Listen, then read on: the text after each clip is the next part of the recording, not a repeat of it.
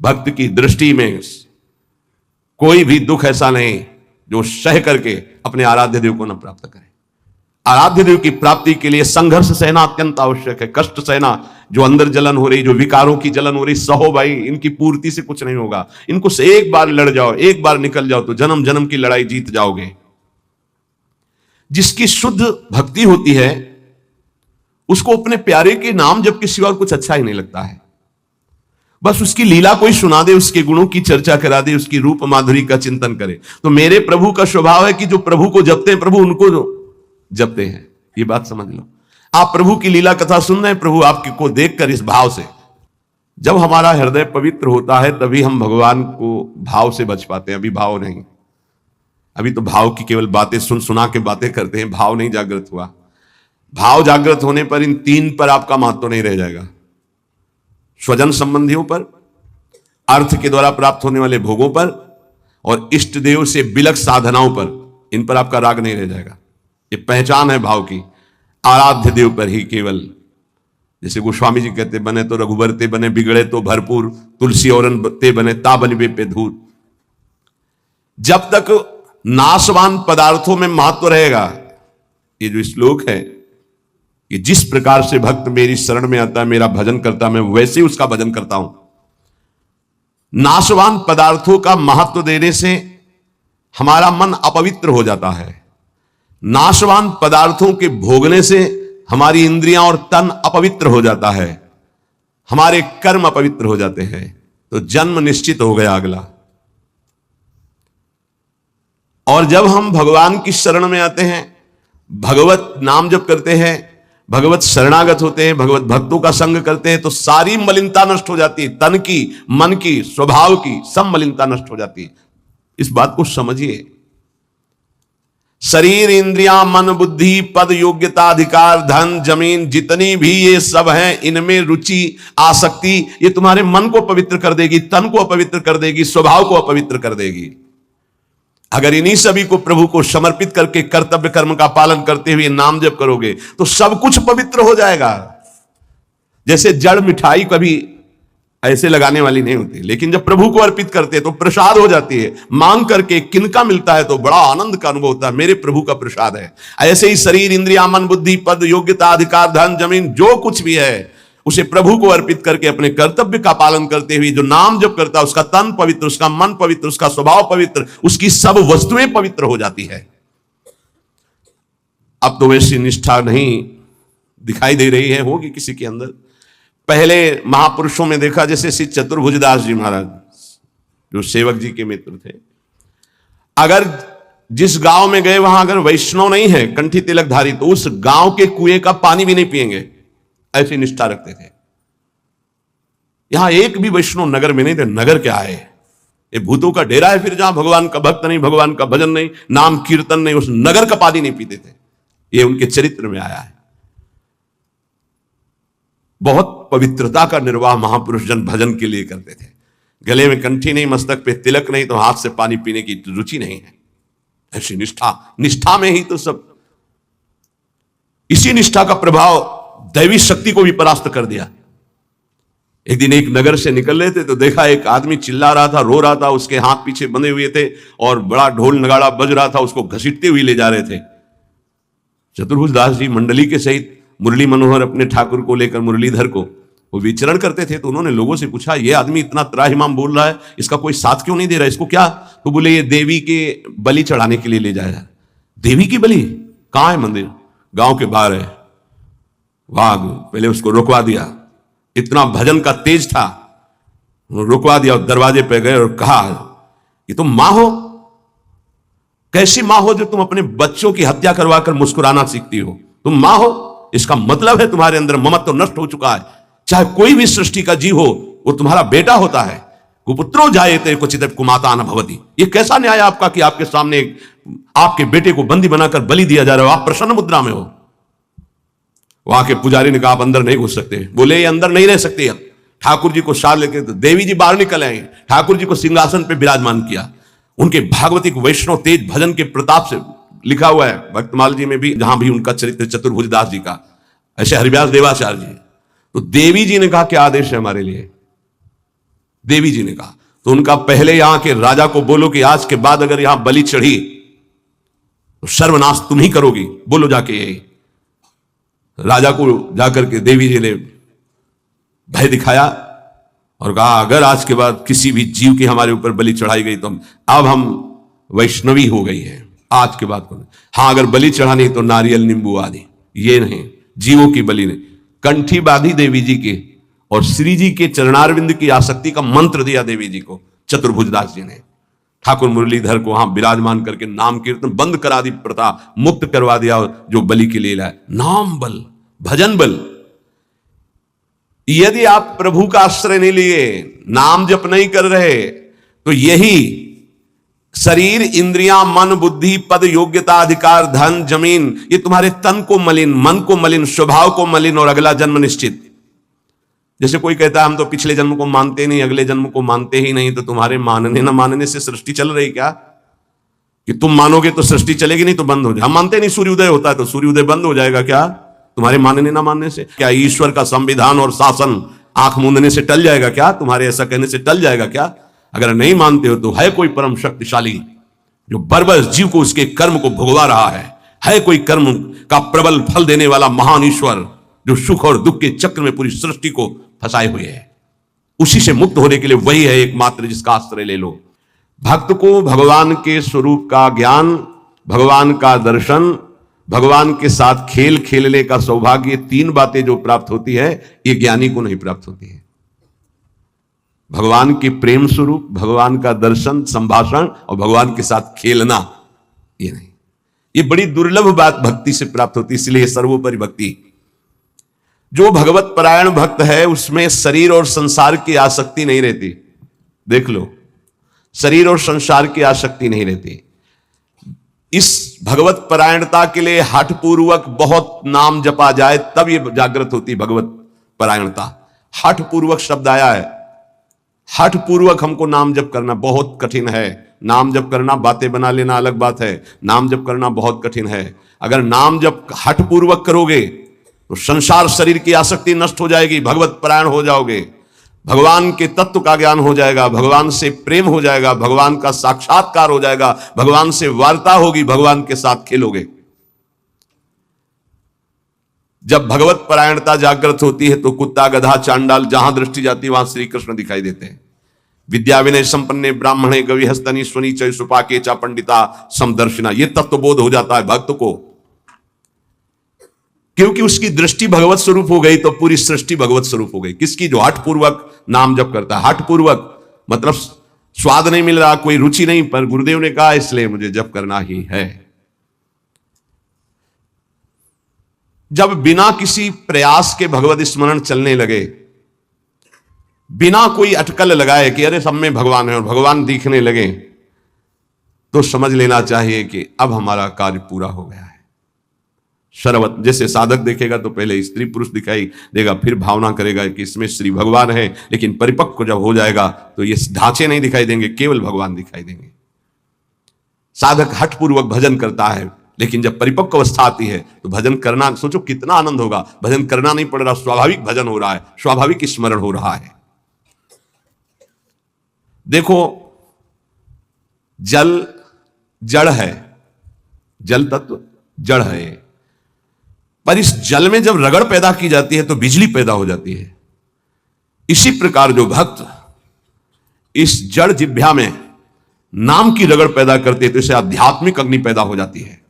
यही सब पापों को भस्म करके, संचित कर्म को भस्म करके ये भगवत प्राप्ति कराती है, ये समस्त विकारों पर विजय प्राप्त कराते हैं। जड़ जिह्वा पे जैसे बिजली घर्षण के द्वारा पैदा होती है, जल में जल का परस्पर घर्षण होता है, उससे बिजली पैदा हो जाती है। ऐसे जिह्वा और नाम का घर्षण होता है तो एक आध्यात्मिक शक्ति पैदा होती है जो समस्त कामनाओं पर विजय प्राप्त कराती है, जो माया को पराजित करके भगवत साक्षात्कार कराती है। पकड़ो भाई, बात को पकड़ो। हमारा मन जो चाहता है वो करवा लेता, हमें सामर्थ्य नहीं, वो सामर्थ्य नहीं। देखो ना बिजली कहां पैदा हुई, कहां तक प्रकाश कर रही है। ये बिजली पैदा होने का स्थान थोड़ी है, बिजली तो कहीं और पैदा हुई, लेकिन एक संबंध के कारण वो यहां भी प्रकाशित हो रही है। क्रम से संबंध है तो यहां प्रकाशित हो रही है। ऐसे ही रोम रोम रग रग में अध्यात्म शक्ति का प्रकाश, तो जगत में जो भी उसके सानिध्य में आएगा वो अध्यात्म शक्ति संपन्न हो जाएगा। ये बिजली पैदा करो, बिजली तुम्हारे अंदर वो सामर्थ्य है कि तुम ये आध्यात्मिक शक्ति प्रकाशित कर सकते हो। क्या करो? बोले इस जड़ जिह्वा में नाम को रगड़ो, इसी से बिजली पैदा हो जाएगी। बहुत संघर्ष करता है तब भाव का प्रादुर्भाव हो जाता है। ये यथा माम प्रपद्यन्ते तास तथैव भजाम्य हम मम वर्तमानो वर्तन्ते मनुष्या पार्थ सर्वशा। भक्त भगवान की जिस भाव से, जिस संबंध से उपासना करता है, भगवान वैसा ही दर्शन देते हैं। देख लो, जब जहां जैसा भक्तों ने भाव किया, भगवान वैसी ही लीला की। ऐश्वर्य भाव रखोगे तो ऐश्वर्य दिखाई देंगे, माधुर्य भाव रखोगे तो माधुर्य दिखाई देंगे। भगवान उसी प्रकार से भक्त के अनुभव में आते हैं जो जैसा भगवान के प्रति भाव रखता है। कोई भक्त भगवान को अपना गुरु मानता है तो भगवान श्रेष्ठ गुरु रूप में आ जाते हैं। अगर कोई भगवान को शिष्य मानता है ऐसे संत महात्मा जन जो भगवान को शिष्य मानते हैं, तो भगवान एक श्रेष्ठ शिष्य बन जाते हैं। देखो, संदीपनी जी के शिष्य बने, विश्वामित्र जी के चरण चापे, वशिष्ठ जी के समीप बैठकर शिष्यत्व स्वीकार कर योग वासिष्ठ का प्रवचन सुना। यदि भगवान को माता माना जाए तो भगवान माता रूप में अनुभव देते हैं। भगवान को पिता माना जाए तो भगवान पिता रूप में अनुभव देते हैं। भगवान को पुत्र माना जाए तो भगवान पुत्र रूप में अनुभव। देखो, एक दिन देवर्षि नारद जी दर्शन करने गए नंद महल में, तो देखा मोटी डेहरी बाबा की डेहरी, तो उसको लालजू महाराज लांघना चाहते थे, दरवाजे के बाहर खेलने जाना चाहते थे। अभी खड़े होना ठीक से आया नहीं था, घुटनों के बल चल रहे थे, तो ऐसे चलते हुए घुटनों के बल ऊपर ऐसे देहली के हुए, चरण ऊपर उठ गए, हाथ ऐसे हो गए, अब देहली के बीच में टंगे हुए और रो रहे हैं। नारद जी ने देखा, साष्टांग दंडवत किया, बोले प्रभु देहली पार कर दे क्या? तो बोले जानते नहीं हो क्या हमारे लिए देहली? उन्हें बोले जानते हैं प्रभु, वामन अवतार में एक चरण बढ़ाया था तो ब्रह्मलोक तक गया था। तो बोले तुम जानते हो ना, ये तुम्हारे लिए लीला नहीं है। मुझे पुत्र भाव से उन लोगों ने भजा है तो उनकी सुख के लिए मैं लीला करूं। चलो बीड़ा लो और दूर खड़े होकर के दर्शन करो। रोने, मैया मैया मैया भागती हुई आई, अरे मेरे लाला, उठाया गोद में, और दासियों को डांट रही, तुम लोग ध्यान नहीं देते, देखो लाला मेरा कस, मैया की गोद में। अगर कोई मुझे पुत्र मानता, देखो जगत को एक क्षण में रचने वाले पिता, उनको पुत्र माना तो घुटनों के बल भक्त के आंगन में चल रहे। जगत का भरण पोषण करने वाले प्रभु का भरण पोषण यशोदा मैया के वक्षा स्थल के दुग्ध से होता है। कैसा भाव का खेल है! ये बड़ा सुंदर स्वरूप है। जब यशोदा मैया छड़ी लेकर, बहुत उपद्रवी हो गया है, लालू महाराज ने देखा आज तो पिटेंगे। मैया आवेश में है, ऐसे दोनों हाथ से ऐसे, तो पूरा काजल गाल में, कितनी सुंदर शोभा, विशाल नेत्र है ना, एक बूंद आंसू नहीं, और रोते जा रहे, मैया की तरफ भय चकित देख रहे हैं। दया आ जाए, छड़ी ना, कौन है भ्रकुट टेढ़ी कर दे तो भय को भी भयभीत कर देने वाले प्रभु। ये देखो भाव देश का स्वरूप देखो। अरे छठी के दिन इतनी विशाल पूतना को भी, तो इनके लिए कोई भय है क्या? लेकिन भाव का देखो खेल। मैया ने पुत्र माना तो प्रभु वैसे लीला दर्शा रहे। अरे और तो और बात जाने दो, यदि भगवान को नौकर मान लो तो वो नौकर भी बन जाते हैं। वो कह रहे हैं कि नौकर बनू हजाम। कैसे है? तो त्रिलोचन जी के यहाँ, एकनाथ जी के यहाँ श्रीखंडिया के रूप में, माधवदास बाबा के यहाँ स्वयं जगन्नाथ जी सेवक ही बने हुए तो लगे ही। ये ऐसे भगवान से यदि अपनापन करके कोई भाव कर लो, वो आपको अनुभव कराएंगे। सच्ची कहते तुम पहचान नहीं पा रहे, रोज तुमसे मिलता है वो, हर क्षण तुमको देखता है क्योंकि तुम भक्त हो उनके, लेकिन तुम्हारे अंदर वो दृष्टि नहीं है इसलिए नहीं देख पाते। तो रोज मिलता है, छलिया वो रोज मिलता है वेश बदल कर। इसीलिए हर समय सावधान रहो, पता नहीं किस रूप में मेरा प्रीतम आकर के कहीं चूक ना हो जाए। त्रिलोचन जी के हृदय में था कोई ऐसा साधु सेवी मिले, क्योंकि मुझे इतना समय नहीं मिलता कि मैं संतों के पास बैठूं, उनके मन की बात पूछूं, फिर वैसा उनकी सेवा करूं। व्यवस्था सब हो जाएगी, कोई ऐसा नौकर में। भक्त के अंदर की कोई भी इच्छा भगवान अधूरी नहीं छोड़ते। मुझे कोई नौकर रख ले, 14 वर्ष की अवस्था, नव किशोर अवस्था, मलिन वस्त्र धारण किए हुए, फटे पुराने, ऐसे जैसे नौकर धारण करते हैं, सामने से निकले। और जगह बोलते जाके नहीं, केवल त्रिलोचन जी के दरवाजे में बोल सकते हैं ये कि मुझे नौकर रख ले, और किसी की हिम्मत ही नहीं। ब्रह्मा की भी हिम्मत नहीं, ब्रह्मा की भी हिम्मत नहीं कि इनकी तरफ ऐसे भाव से दे। ये भक्तों का खेल है। त्रिलोचन जी आओ आओ, हमें तो जरूरत है एक नौकर की, बस संत सेवा करवाने के लिए। आप क्या कर लेते हो? बोले बचपन से अनाथ हूं, मेरा कोई है नहीं, न माता न पिता न परिवार। तो झूठ भी नहीं बोल रहे, इनका कोई है ही नहीं, यही सब है तो इनका कौन है? बड़ा विचित्र खेल। भगवान शंकर का ब्याह हो रहा है, तो शाखोच्चार बुलवाया जाता है पीढ़ी कुल परंपरागत। कहा गया हाँ आप अपने पिता का नाम लीजिए। भगवान शंकर ने कहा हम किसका नाम ले पिता के रूप में? चलो ब्रह्मा जी की भ्रकुटी से रुद्रावतार होता है, उनका ब्रह्मा जी पिता ब्रह्मा और पितामह अभेद है हरि और हर। चलो भगवान हरि की नाभि कमल से ब्रह्मा जी की भ्रकुटी से रुद्रावतार, तो कहा हरि। प्रपितामह बोले शंकर। बाप बाबा के बाप बाबा है, उनके आगे कोई है नहीं तो क्या बोलो, प्रपितामह में शंकर को बोलो। नहीं वो तो पहले बुलवाया है ना आपने, तो बोले पहले भी हमें, बाद में भी हमें, बीच में भी हमें। ये हैं इनका, तो इनकी हर बात सत्य होती है। कह रहे हैं कि मैं अनाथ हूं, क्यों? ये सबके दीनानाथ हैं, इनका नाथ कौन हो सकता है? मेरे परिवार में कोई नहीं है, क्योंकि यही सबके परिवार है, इनका परिवार कौन? चराचर जगत वही खुद बने हुए हैं। मेरे माता पिता ने, क्योंकि सबके माता पिता है। अच्छा, तो बचपन से हमको सेवा में बड़ी प्रवीणता है, हर कला हमको आती, पर साधु सेवा विशेष हमें रुचिकर है। अच्छा, तो तुम भोजन बना लेते हो? बोले एक बार बनवा दो, अगर संत अंगुली न चाटे तो बताना, इतना सुंदर। हाँ, तो फीस क्या लोगे? पेमेंट क्या है आपकी? पेमेंट तो हम पैसे तो लेते नहीं, हमारी रुचि नहीं रहती पैसे में। लक्ष्मी जी चरण चापती, भगवान उधर नहीं देखते। नहीं तो आप कुछ तो होगी। बोले हाँ थोड़ा भोजन ज्यादा पाते हैं हम। जितना हम भोजन पाएंगे तुम्हारी पत्नी पीसेगी, उसी के हाथ का पीसा पाएंगे, वही हमारे लिए बनाएगी। और 1000 संत आ जाएंगे, उनकी व्यवस्था हम करेंगे, तुम निश्चिंत रहो, कभी शिकायत नहीं मिलेगी। पत्नी से कहा समस्या का समाधान तुम ही हो।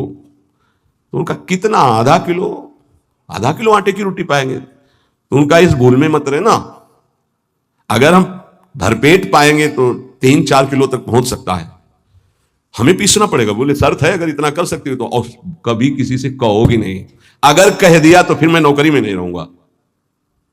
त्रिलोचन जी ने पत्नी से कहा बहुत सेवा की भावना हमारे अंदर थी, ये पुष्ट हो जाएगी इससे, तुम इतना स्वीकार कर लो। ठीक है, दोनों टाइम का भोजन हम बना के पीस के तुम्हें पवाएंगी, और तुम संत सेवा।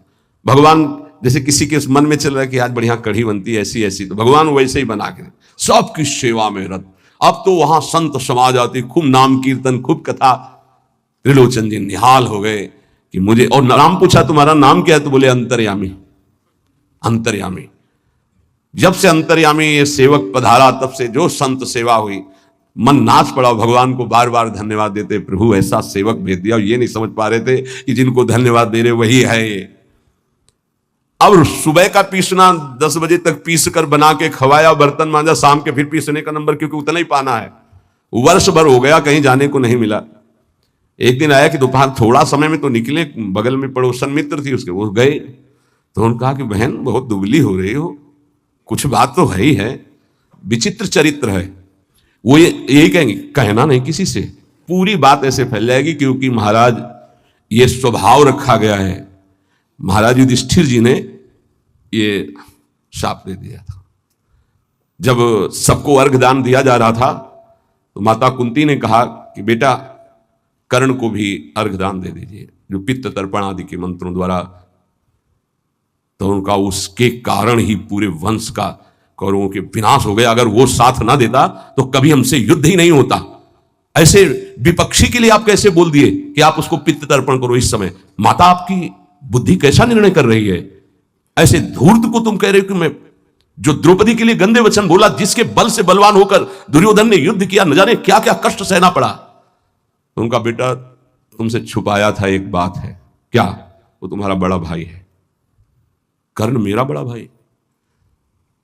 तब उन्होंने कहा मां अगर तुम इतना कह देती तो मैं पैर छूकर जेह्यूस के सामने झुकता तो पूरा बच जाता, राज समाज नहीं माना जाता। क्योंकि उसी के बल से दुर्योधन बलवान होकर लड़ रहा था, हमें कोई वैर होता ही नहीं। जब कर्ण को हम अपना राज्य दे देते तो दुर्योधन का मित्र ही था, कोई झगड़ा ही नहीं होता। मां ये बात पहले क्यों नहीं बताई? आज से मैं शाप देता हूं, कोई भी विशेष गुप्त बात माताओं के हृदय में ना टिके। संसारिक बात की क्षमता को सह पाना कोई महाभागवत की ही बात है। तो उन्होंने कहा कि कहना नहीं। अरे बोले दीदी तुम विश्वास मानो, कभी कहा है हमने? बोले एक नौकर आया है, बस कहना नहीं। बोले नहीं किसी से नहीं। एक नौकर आया है, वो बहुत सेवा करता है पर खाता बहुत है, और उसको बना बना के हम ही को खवाना होता है, इसलिए हम दुबली भी हो गए, तुमसे मिलने भी नहीं आ पाए। लेकिन कहना नहीं, वो चला जाएगा। जब लौट के आई तो वहां नहीं थे, अंतर्यामी भगवान नहीं। त्रिलोचन जी तो हाँ अंतर्यामी कहाँ गए, खूब ढूंढा, नहीं मिले, बहुत विकल होकर रो रहे थे। उसी समय उसी रूप में भगवान प्रकट हुए। मालिक, अरे अंतर्यामी, जो ही नजदीक जाने की कोशिश तो देखा ललित त्रिभंगी भगवान से। प्रभु आओ। बोले मैं ही तो था, तुम क्या समझते तुम्हारा कोई और नौकर था? मैं ही नौकर था, मैं तुम्हारी इच्छा की पूर्ति के लिए स्वयं नौकर बना हुआ। अगर आपका भाव बन जाए भगवान के प्रति तो भगवान नौकर बन जाए। देख लो, जहां अर्जुन जी की पादुकाएं हैं वहां भगवान बैठे हैं, और जहां भगवान की पादुकाएं रखने की चौकी होती वहां भगवान शंकर सनकादि नमन करते हैं। शिव शनकादि जहां वंदना करते हैं, जिनकी चरण रखने की चौकी में, वो भगवान वहां बैठे हैं सारथी पद पे, और रथी रूप में अर्जुन भक्त बैठा है। कैसी प्रभु तर उतर कभी डार पर है, प्रभु ऐसे बैठे हैं और सब ऊपर बैठे डाल में बैठे। प्रभु तर उतर कभी डाल पर। देखिए आप, बड़ा विचित्र भगवान का कृपा प्रसाद है। जो भगवान को दोस्त मानता है तो भगवान दोस्त बन जाते हैं। जो भगवान के लिए जितना व्याकुल होता है भगवान उसके लिए उतना व्याकुल होते हैं। भगवान भक्त के बिना तभी नहीं रहते जब भक्त भगवान के बिना नहीं रह सकता। ये ध्यान रखना। आप जी रहे हो अच्छे से, वो छुपे हुए हैं। जिस दिन आप व्याकुल हो जाओगे वो छुप नहीं पाएंगे, वो बड़े प्रेमी हैं, तत्काल आपका साक्षात्कार हो जाएगा। भगवान श्री कृष्ण चंद्रजू कहते हैं मुझे जो जिस भाव से भजता है। देखो अभी क्या भाव से भज रहे हो, अब भी भज रहे हो, विषय भाव से, भोग भाव से। जिस जिस भाव को आप, तो वही श्री कृष्ण बने हुए, सच्ची बात मान लो, उनके सिवा कोई नहीं बना होगा। वही है, मत्ता परतरम नान्यत किंचित अस्ति धनंजय, किंचन मात्र हे धनंजय, मेरे सिवा कुछ नहीं है। इसलिए आप भगवान से अपनापन कीजिए। जो वस्तु चाहोगे वो बन करके आपके समीप आ जाएंगे। वही है, वस्तु में, व्यक्ति में, स्थान में। देखो वही बनने वाले हैं, वही बनाने वाले हैं। जो वस्तु बनी वही बने हैं, पक्का समझिए। जिस समय हमारा ज्ञान दूर हो जाएगा तो ये बात समझ में आ जाएगी। वही जैसे बछड़ा और सखाओं का अपहरण किया तो सखा भगवान बन गए, उनके कपड़े बन गए, छड़ी छीका बन गए। वैसे ही रंग के बछड़ा, उतने ही बछड़ा, उतनी आयु के, ऐसे ही भगवान चराचर जगत बने हुए हैं। इसलिए हमारे अंदर भगवत भाव जागृत हो जाए तो निष्ठापूर्वक नाम जप करें, और तन मन की अपवित्रता को दूर करने के लिए कर्तव्य कर्म, जो हमें कर्तव्य कर्म भगवान की सृष्टि में मिला है उसे करके भगवान को अर्पित करें। खूब नाम जप करें, जीवन की इसी में सार्थकता है। शेष चर्चा आगे।